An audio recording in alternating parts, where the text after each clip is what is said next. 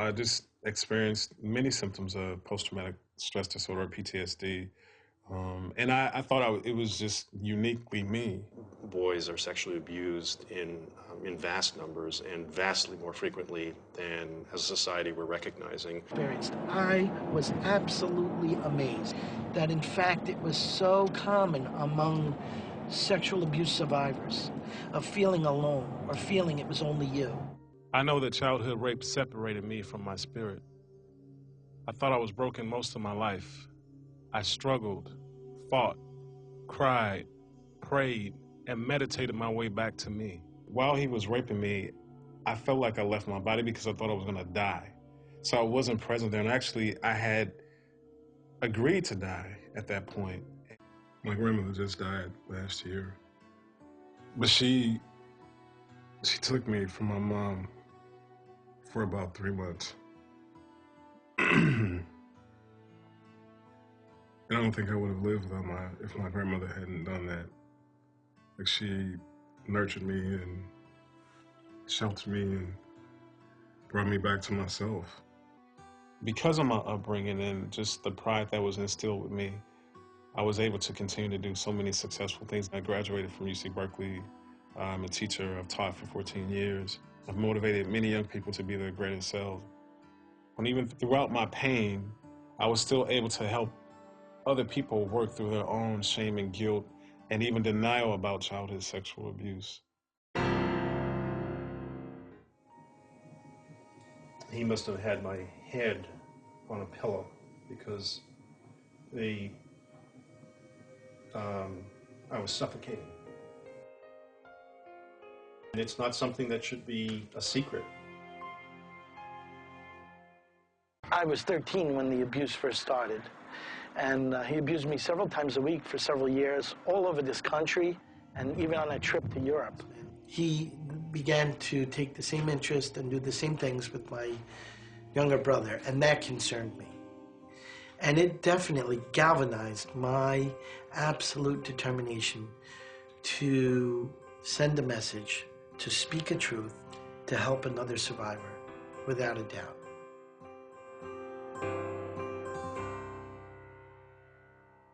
I've always thought that asking for help would make me appear to be weak or not man enough, but actually asking for help is the most profound act of kindness that I can do for myself.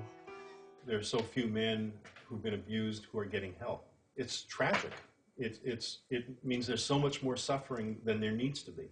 I would call around to rape crisis centers and places that said they specialized in childhood sexual abuse, but no one had any place for men. And when I would ask the questions about men, everyone always thought I was a perpetrator.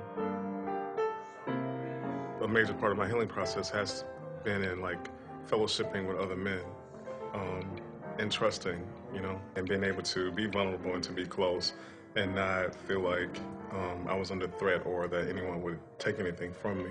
This group has been beyond words amazing for me and my healing. My coping mechanism for a long time was alcohol and drugs, which I think is common with men or anyone dealing with traumatic situations. Until I owned what had happened, it had been suffering up to that point. And then the pain of owning it was kind of when the healing started.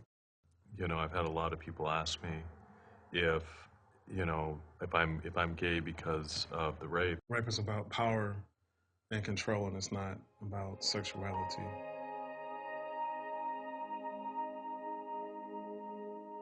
At that time, when I reported him, under New Jersey law, they were required to report him to the police. They did not. Had they, the criminal statute of limitations would have still been in effect, and he would have been held accountable. But because they did not, he is a free man today. Good morning, Senator. We want to talk about the initiative to move the statute of limitations, eliminating the statute of limitations for crimes committed against children. Certainly send a very strong message to the institutions who are harboring sex offenders that they can no longer get away with it. And Mark's advocacy and others, I think, will have a real impact in terms of protecting children in those institutions. Now, Well, I think he has to be more passionate than. My freshman year in high school, I was always in the office for fighting and throwing chairs and just being really, really angry. One of the vice principals told me that they were thinking about expelling me from the school. And he said that it wouldn't even be any use because I would either wind up killing someone or someone was going to kill me if I didn't control my emotional state. Well, I'm a forensic psychologist. I've been researching child abuse, and in particular the impact of sexual abuse on men. I started getting inquiries from attorneys who are representing men who've been charged with serious crime, basically all homicide. I met JT, I believe it was 1994. He had been sentenced to death already. I'm not sure that I've met anybody who had a worse history of sexual abuse. And JT was abused in other ways as well, psychologically, physically abused. But the sexual abuse was just horrific. What happened when you came in here after the crime? Wow. Died through some kind of crazy, tragic means. I had done to somebody else what I wanted to do to myself. This is my total failure as a human being to have taken a life.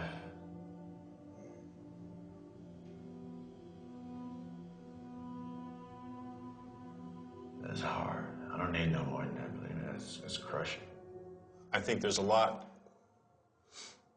that you could say to young men who have been sexually abused, who are running from it. Plain and simple, I thought I was the cause.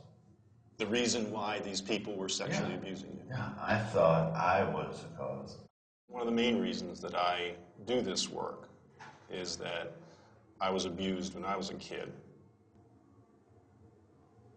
Thank you for sharing that. Well, we give each other strength, and that's what we do. You remember, that's what I got from you. I'm passing it forward.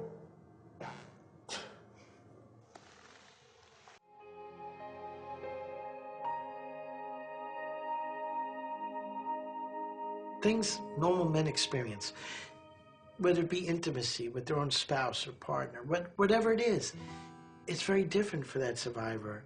A simple touch could trigger memories or flashbacks, and it makes it very difficult to have a normal, safe relationship. I think it's important for people who want to have an intimate relationship with someone who's had particularly a childhood trauma, psychological trauma, to understand that what's involved is to enter into that journey with the person. It's not simply to stand near them and be sympathetic and listen well. It's really a journey that you will undertake together. There was nothing more liberating. I can't recall a bigger step in my own healing than when I broke my silence and told my story.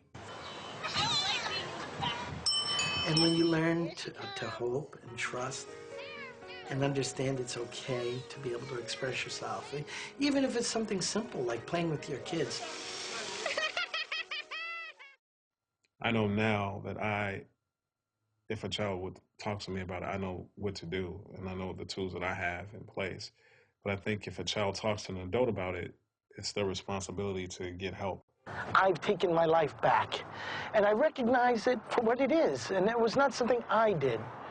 So I don't have that shame. I've shed that shame. The blame belongs there, not here. I think we have to reach out to teenagers and to young men in their early 20s and in their mid 20s, and we have to reach out to them in a very, very proactive way. Men need to have hope, and when you have hope, you will heal, without a doubt. Yeah.